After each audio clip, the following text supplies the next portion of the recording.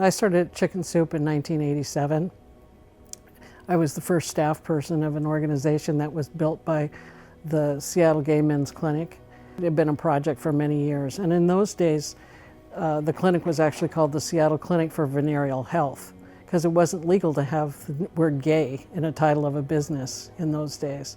So these magnificent men and one woman, Ann McCaffrey, said, what are all these guys sick with? And at that time it tended to be hepatitis or other diseases like that people were just sick. So they said, you know, the best thing to do is to bring somebody some chicken soup. And that's how it began. That's how it started. And we decided very early on that we wanted to be in alliance and allegiance with other organizations and not try to tackle the thing. So our little part of the puzzle was to make sure people did get chicken soup, to make sure that they got their houses cleaned, made sure that they got to the important medical care that they needed. And the most amazing thing about it was all done by volunteers. And I believe that the people who came to clean houses, to drive people, to pack food, to solicit food, to work at Gay Bingo, to go to Care to Dance, those people are filled with grace. And I got to be a part of that. So my name is Chad Goller-Sojourner, and I am a storyteller, writer, and solo performer.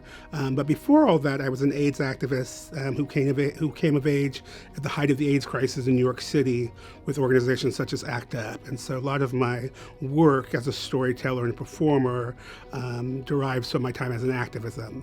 And most recently, I premiered a play called Marching in Gucci, Memoirs of a Well-Dressed AIDS Activist. And that play actually began out of Gay City, out of a program that they had for artists a couple years ago, so I was able to workshop it there. And then it kind of went on and became a full stage play. And it was such an honor to be honored by your peers and for the work that I do in kind of elevating and keeping the conversation around AIDS, especially AIDS activism within marginalized communities. So my work tends to often focus on marginalized people of color, particularly the Black voice, which is often marginalized when it comes to AIDS narratives, even though we as African Americans bore the brunt in lots of ways when it came to AIDS. So just a heartfelt thanks to Gay City and its sponsors and all the people who made this award possible and this event possible. It means the world to me to be able to bring my work to a stage, as so many voices can't do that today. So I'm honored to be able to speak through those voices and for those voices as well as myself. So thank you.